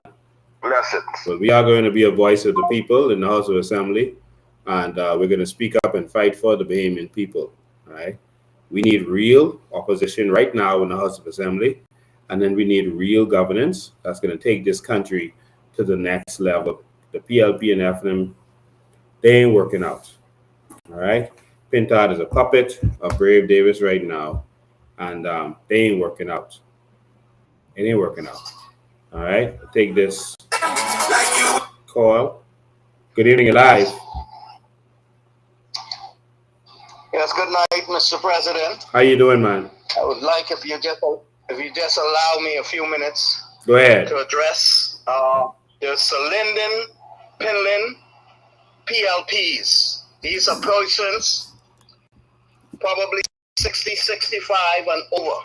I want you all to know you have been marginalized by the PLP. They don't count you anymore. You are going to just be used for your votes. Okay? And I will draw the illustration in the graveyard with Lady Pinlin and Fred Mitchell, who was always an enemy of Sir Linden. He showed disdain for that family. They denied his daughter a running ticket. Mm-hmm. All of you Sir Linden PLPs, who we would have called the grassroots, you are only going to be used for your votes. We who are over that age, we're headed to the grave. It's like from the cradle to the grave. Spend your last days in the New Bahamas. Rise up. All of the Sir Linden Pinlin factions of the PLP, you no longer recognize. You are being used for your votes. So rise up and spend the rest of your days in a happy, prosperous New Bahamas. For you are a new Bahamian now. Thank you very much, Mr. President. Thank you, man. I appreciate that. What he's saying is the truth. One stalwart councillor said something to me while I was making the rounds in Grand Bahama, that the old PLP is gone. There's nothing to be attached to. The old PLP is gone. And they can try to bring up the nostalgia as much as they want, but they're saying that the PLP now is being run. And I was like, wow, I figured this out a while back. The PLP is now being run by traders of the PLP or non-PLPs. One elderly lady reminded me that Philip Brave Davis left the PLP when Ingram and Christie did. That he left with them when he was campaigning against the PLP at that time. And I told her that Philip Brave Davis told me that himself, that is true, that he left the PLP. And you notice he never got nothing no position from the PLP while Pinlin was alive. He never got a position while Pinlin was alive. All right? You notice that. Fred Mitchell, he took a Senate position from the F&M, and he used to protest against Pinlin. Fred used to protest hard against Lyndon Oscar Pinlin. Call him all manner of things. And now he's using him for political gain, and that's why Lady Pinlin was so offended that they're using her husband's name. Obi is the last of Pinlin's proteges who was in politics. And my brother is gone. And again, we give the family our deepest sympathies. The old PLP gone. It's time for a new Bahamas. It's time for something new. The question is, are you ready for something new? Well, I am. But in the meantime, I'm going out there to fight for what belongs to me and my family and my Bahamian people. You can't steal our carbon credits. You cannot fire a civil servant who stands up against a crooked politician and get away with it. You cannot. So we're going out there to stand up for Ms. Katura and Ms. Faustine, these immigration leaders. I believe that there are civil servants who want to do the right thing. I believe that. I know that. And so that when we take over the New Bahamas, they're going to be free from political interference so that they can do the right thing. I believe that. So we got to fight for that. All right? Victimization is going to be over in this country. It's going to be over. You will not be victimized for fighting against a political party. But don't fight against the New Bahamas. Don't plot with the oligarchs to stop us from getting what's ours. That's treason. Don't plot with no foreigner to help them to get in our country and steal our crown land. That's treason. You are royalty, my brothers and sisters. And the New Bahamas is coming, where we're going to put you first.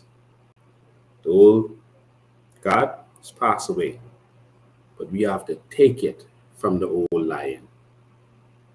The young lion has to grab the old lion by the neck. Let him feel your strength and toss him out. Otherwise, he's going to be sticks and bones and skeleton and still ruling the pride and leading the pride in the wrong direction and unable to protect the pride. That's why they're weak.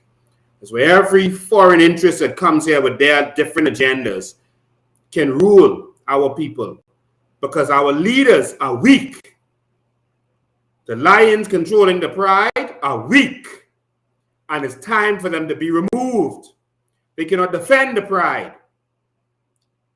And that's why tomorrow Pride Week starts. And that's why our natural resources are being stolen from us on a daily basis. Stolen out to sea. I showed you it from in our documentaries. It's still happening. Let me show you something for those of you still here. This is happening. This was this week. It's the Bahamas.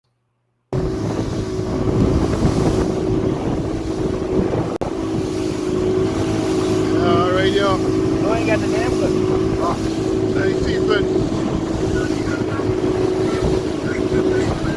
sign of the country. Oscar and they got it on the boat.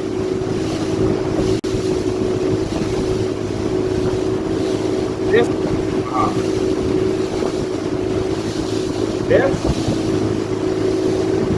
is their out the sea, taking the sign out. So these are people that they do uniform for the time. They're putting it straight to the boat, stealing our stand out to sea. They ain't coming back in. Right up Rose Island, different Rose Island.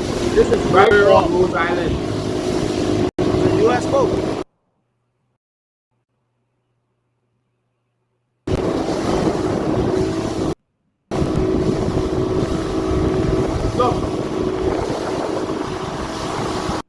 That's right off Rose Island, right under your noses, Bahamas, right under your nose.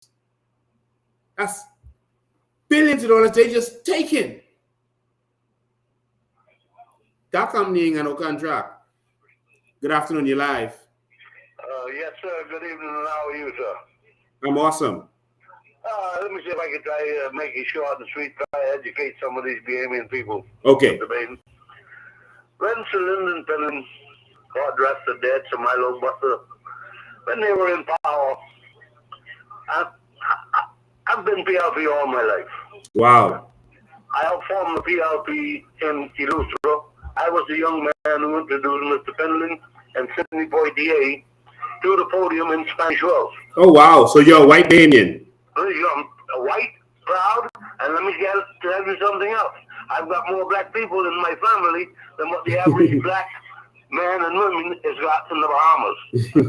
My grandparents my grandmother was Mayan Indian descent from down in Colombia.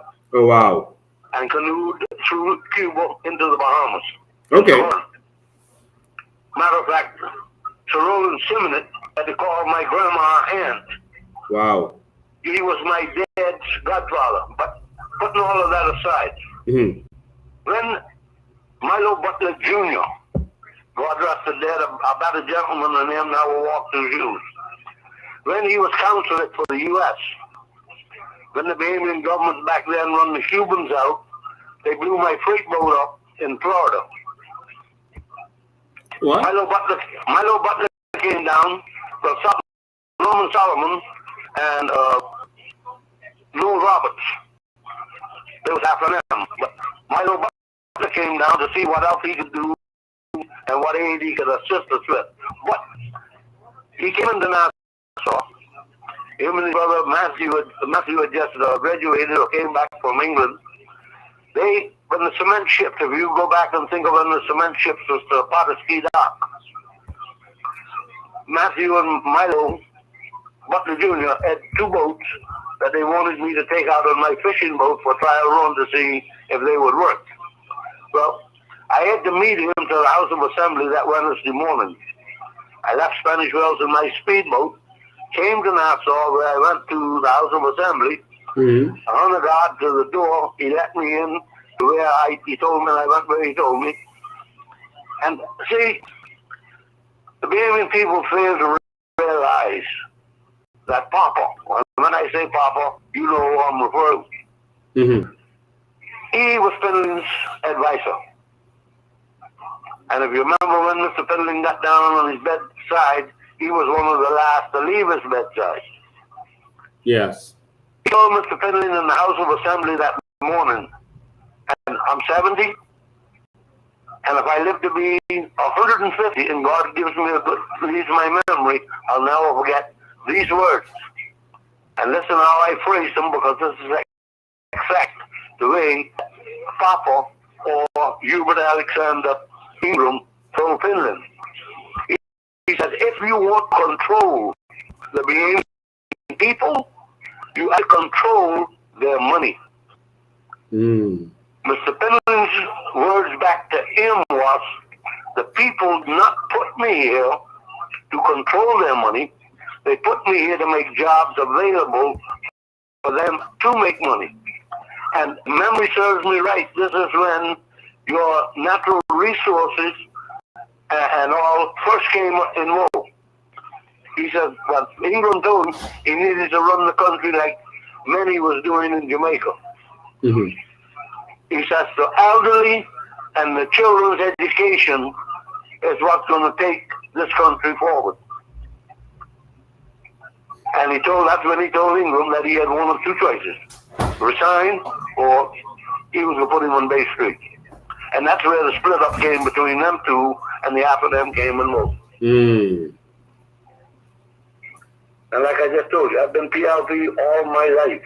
Wow. Until this last general election. And hey, between you and me, it's immaterial because I speak my mind as my God's given right. And I voted for the Coalition of Independence. Oh, wow. Congratulations, man. Thank you. State. I campaigned with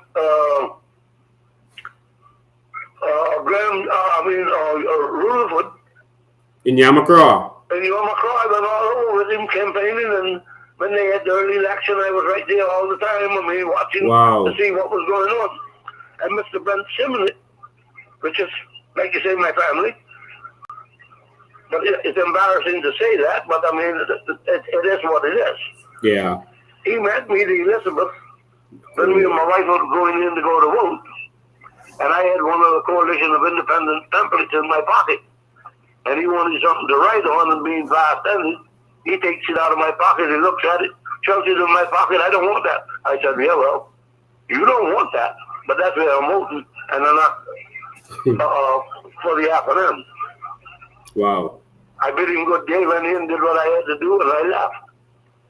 But the Bahamian people need to realize one man is running this whole entire country as far as your finance, all right, he's the Prime Minister, Minister of Finance, Minister of Social Services. So whatever's passed in the House, he's got to consult his own self. Yeah. It's ridiculous. This is one step to dictatorship. Wow.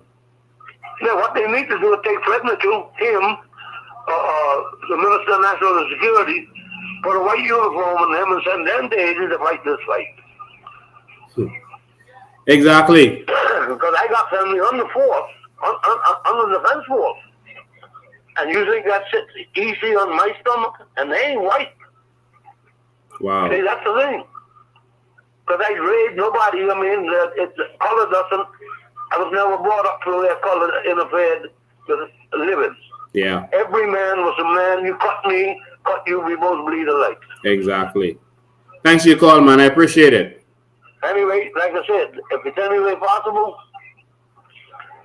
I'll try to be there for tomorrow. But like you say, you know me better than anybody else because you've been to my house and everything else. But the fact is, cripple or no cripple, cane or no cane.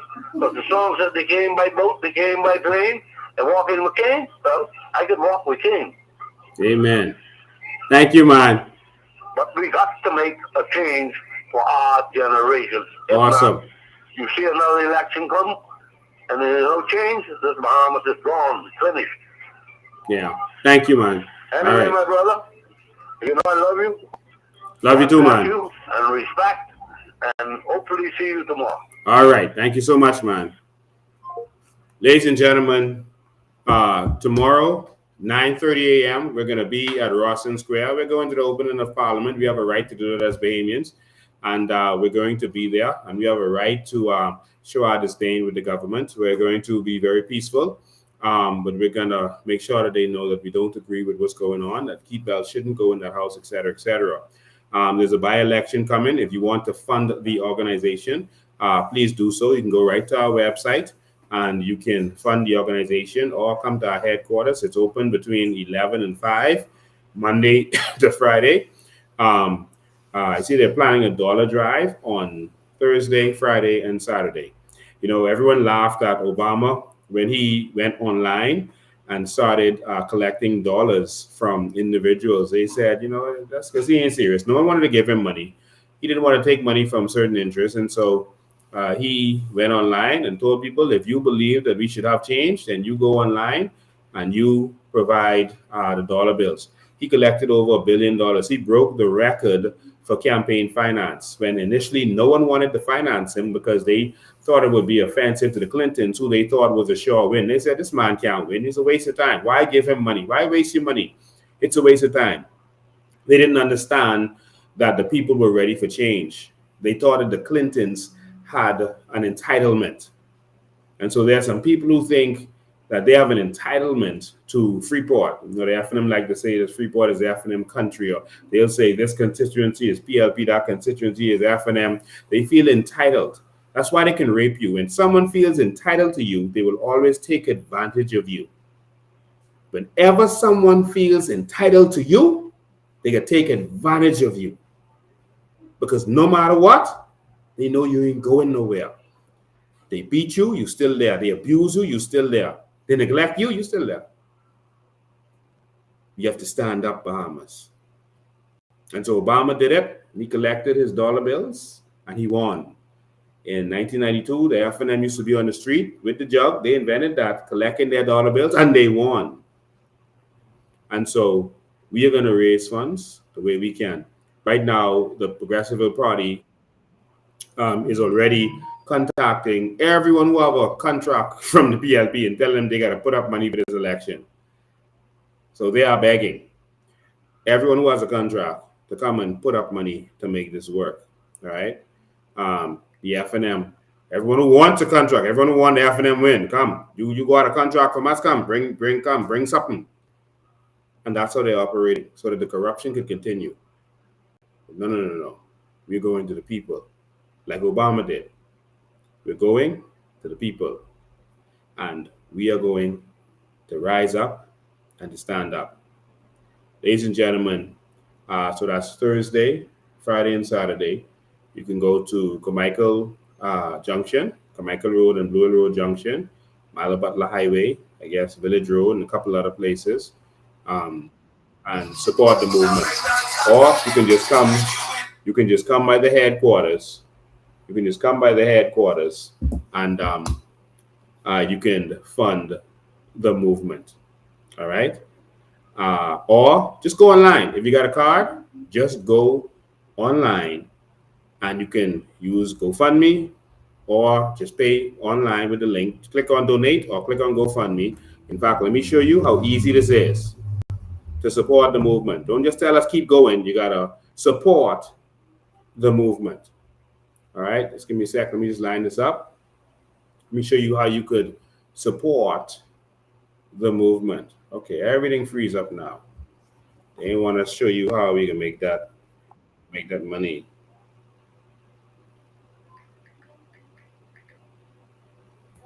Okay, the whole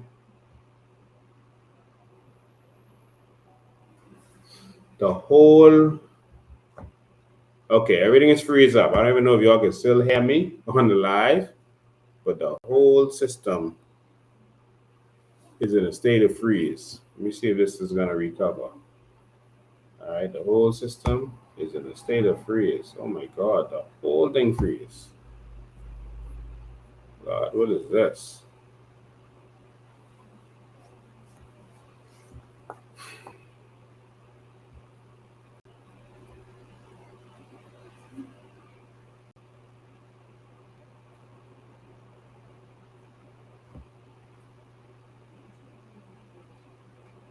Okay, I don't know. Can you all check Facebook and tell me if I'm still on live? Because I don't even know. Everything just froze up on me just now. Okay, look at everything is back. Yep, everything froze up just now. I'm so sorry, y'all. Everything just froze up. We don't know what happened just now. All right, so here we go. Okay, cancel that. Yeah. All right. Sorry about that, but here we go.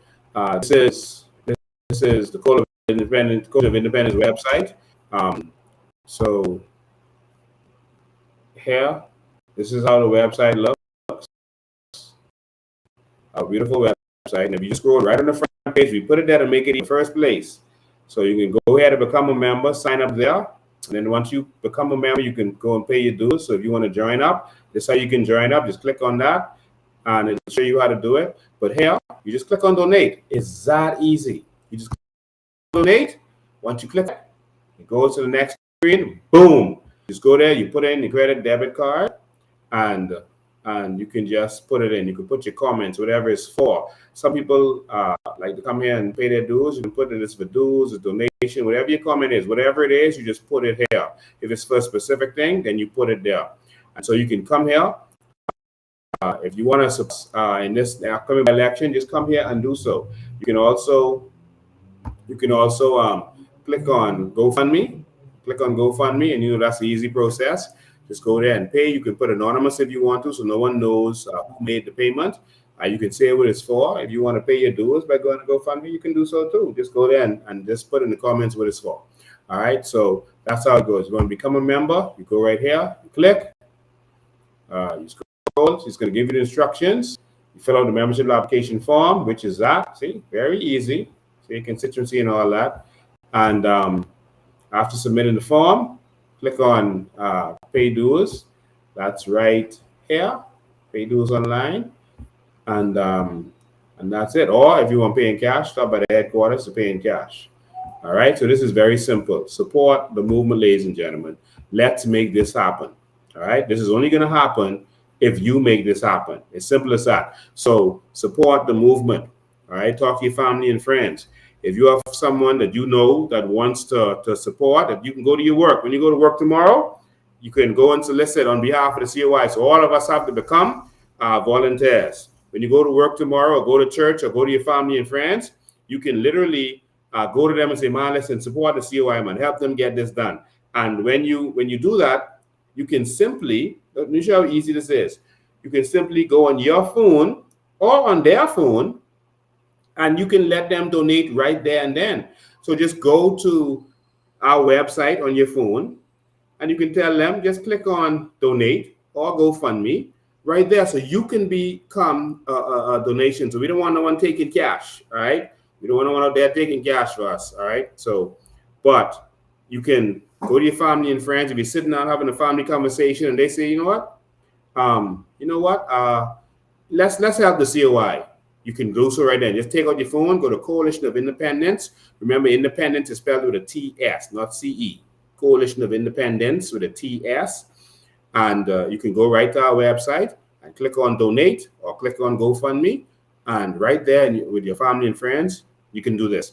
So we need to send an army of persons out there, an army of ushers, not ushers used to do the collection, an army of ushers, not to go in the pews, but to go throughout the Bahamas. Talk to your family and friends. Say, listen, we need the coalition to win this one. And so you can go right on your phone or grab their phone if they have data, and you can get them to click, and we can make this happen. The same movement Obama had. This is what they did, you know. They started moving around as they were talking. They said, listen, go to his website and give him $1 right now. Give him $5 right now. And that's what they did.